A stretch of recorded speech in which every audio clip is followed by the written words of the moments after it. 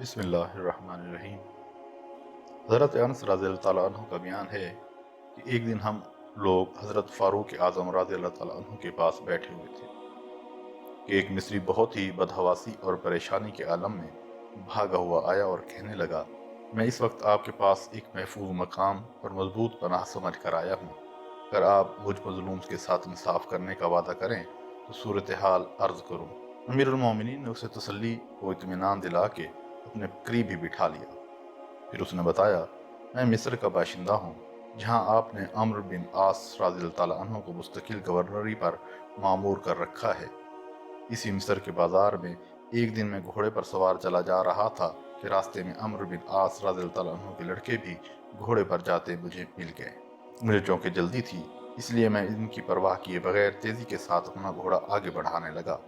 بس اتنی سی بات تھی جس پر انہوں نے یہ کہتے ہوئے کہ ہم اتنے بڑے آدمی کے لڑکے ہیں، ہمارے گھوڑے کے آگے تو نے اپنا گھوڑا کیوں کیا؟ مجھے کوڑے ہی کوڑے مارے، اور اس کے بعد ان کے والد نے یہ خیال کر کے کہ کہیں میں آپ کے پاس جا کر شکایت نہ کر دوں، مجھے گرفتار کر کے جیل پہنچا دی۔ اب اس وقت میں سیدھا جیل سے بھاگ کر آ رہا ہوں۔ مصری کی یہ ساری رویداد سن کر فاروق اعظم رضی اللہ تعالیٰ عنہ نے اس کے کھانے پینے اور رہنے سہنے کا بندوبست کر کے اپنے پاس ہی روک لیا اور کہہ دیا، میں انہیں بلواتا ہوں، جب تک وہ نہ آ جائیں یہ مسئلہ طے نہیں ہو سکتا۔ اسی کے ساتھ عمرو بن عاص رضی اللہ تعالیٰ عنہ کو لکھ بھیجا کہ موسم حج میں تم ماں اپنے لڑکے کے حاضر ہو۔ چنانچہ چند ہی روز کے بعد وہ ماں اپنے صاحبزادے کی مکہ معظمہ پہنچ گئے۔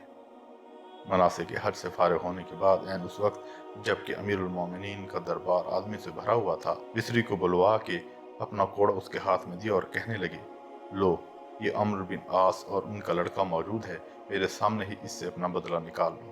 حضرت انس رضی اللہ تعالیٰ عنہ کہتے ہیں کہ ہم لوگوں نے ہر چند سے سفارش کی مگر انہوں نے ایک نہیں سنی۔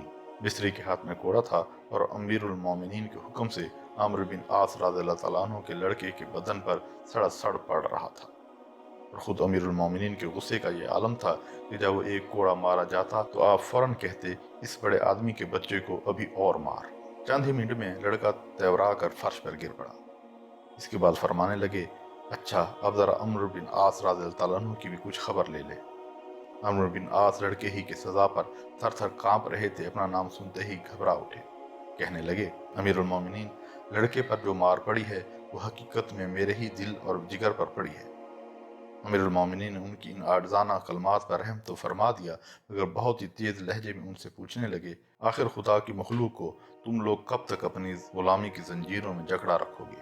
اور عمرو بن عاص رضی اللہ عنہ کا حال یہ تھا کہ سر جھکائے معافی اور عذر و معذرت کے کلمات ان کی زبان سے بے تکان ادا ہو رہے۔ ناظرین کرام، اصلی کلام یہ ہے کہ انصاف کسی بھی مملکتی معاشرے کے لیے سب سے ضروری چیز ہے، چاہے جرم کرنے والا چھوٹا ہو یا بڑا۔ اللہ پاک ہم سب کو ہدایت دے اور اپنے معاملات میں عدل قائم کرنے کی طاقت دے۔ آمین ثم آمین۔ خدا حافظ۔